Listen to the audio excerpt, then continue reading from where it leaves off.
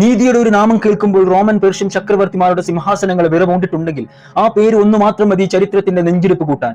അഹങ്കാരത്തിന്റെ കോട്ടകൾ തകർത്തവൻ, സത്യവും അസത്യവും വേർതിരിച്ചവൻ, അർദ്ധലോകത്തിന്റെ അധിപനായിട്ടും മണ്ണിലിരുന്ന് ഭരിച്ച മണലാരണ്യത്തിന്റെ ആ സിംഹം അമീറുൽ മുഅ്മിനീൻ ഉമറുൽ ഫാറൂഖ് റളിയല്ലാഹു അൻഹു. ഇസ്ലാമിന്റെ വെളിച്ചം തട്ടുന്നതിന് മുമ്പ് ആരായിരുന്നു ഖത്താബിന്റെ മകൻ ഉമർ?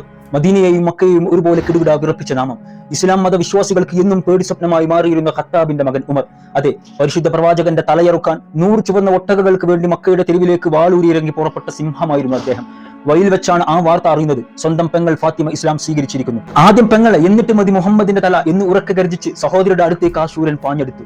അവിടെ ചെല്ലുമ്പോൾ തന്റെ പെങ്ങൾ വിശുദ്ധ ഖുർആനിലെ സൂറത്തിൽ തോഹ ഓതിക്കൊണ്ടിരിക്കുകയായിരുന്നു. പക്ഷേ ആ സൂറത്തിന്റെ ചില ആയത്തുകൾ ഉമറിന്റെ കണ്ണ് തുറപ്പിച്ചു. പ്രപഞ്ചനാഥന്റെ വചനങ്ങൾ ആ കാതുകളിൽ പതിച്ചപ്പോൾ അതുവരെ ലോകം കണ്ട ഏറ്റവും വലിയ കാർക്കശക്കാരന്റെ കൈകാലുകൾ വിറക്കാൻ തുടങ്ങി.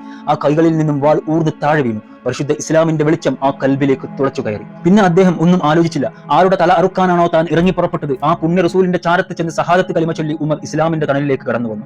ഇസ്ലാമിലേക്ക് കടന്നു വന്ന ഉമർ പിന്നീട് ചരിത്രം തിരുത്തി കുറിച്ചു. അബൂബക്കർ സിദ്ദീഖ് റളിയല്ലാഹു അൻഹുവിന് ശേഷം ഇസ്ലാമിക സാമ്രാജ്യത്തിന്റെ 2ാം ഖലീഫയായി ഉമർ ചുമതലയേറ്റു.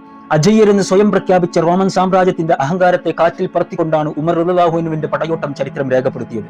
മദീനയിലെ ഒരു ചെറിയ ഈത്തപ്പനയോലമേഞ്ഞ മുറിയിലിരുന്ന് അദ്ദേഹം വരച്ച തന്ത്രങ്ങൾക്ക് മുന്നിൽ ലോകശക്തികളുടെ പടക്കപ്പലുകളും വൻ സൈന്യങ്ങളും കരിയില പോലെ തകർന്നടിഞ്ഞു. പക്ഷേ ഈ സിംഹത്തിന്റെ യഥാർത്ഥ കരുത്ത് അദ്ദേഹത്തിന്റെ വാളിലായിരുന്നില്ല, പകരം അണുകിട തെറ്റാത്ത നീതിയിലായിരുന്നു. റോം കീഴടക്കി അതിന്റെ താക്കോൽ വാങ്ങാൻ അദ്ദേഹം ചെന്ന ആ രംഗം ഓർത്തുപോവുകയാണ്. കൂടെ ഒരു ഒട്ടകവും ഒരു സഹായും മാത്രം. നഗര കവാടത്തിലെത്തിയപ്പോൾ ഒട്ടകപ്പുറത്തിരിക്കേണ്ട ഊഴം ആ സാധാരണക്കാരനായ സഹായുടേതായിരുന്നു.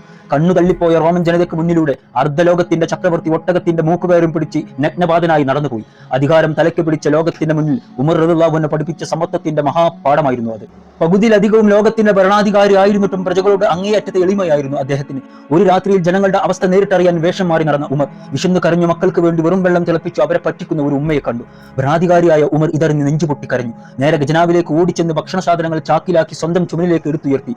കൂടെയുള്ളവർ അത് വാങ്ങാൻ തുനിഞ്ഞപ്പോൾ ഉമർ പറഞ്ഞ വാക്ക് ഇന്നും ലോകത്തിന്റെ മാതൃകയാണ്: പരലോകത്തെ എന്റെ വിചാരണ നാളിൽ എന്റെ പാപഭാരം നിങ്ങൾ ചുമക്കുമോ? റോമൻ പേർഷ്യൻ സാമ്രാജ്യങ്ങളെ വിറപ്പിച്ച ധീരനായ ആ ചക്രവർത്തി തന്റെ പ്രജകൾക്ക് വേണ്ടി സ്വന്തം ചുമലിൽ ആഹാരപ്പൊതിയുമായി നടന്നു. പക്ഷേ നീതിയുടെ ആ സൂര്യൻ അസ്തമിച്ചതും ചരിത്രത്തിലെ വലിയൊരു നോവായിട്ടാണ്. ഹിജ്റ 23 മദീനയിലെ പള്ളിയിൽ സുബഹി നമസ്കാരത്തിന് നേതൃത്വം നൽകിക്കൊണ്ടിരിക്കുന്ന ഉമർ റളിയല്ലാഹു അൻഹുവിനെ അബൂ ലുഹ്ലുവ എന്ന ചതിയൻ വിഷം പുരട്ടിയ കടാര കൊണ്ട് കുത്തി പരിക്കേൽപ്പിച്ചു.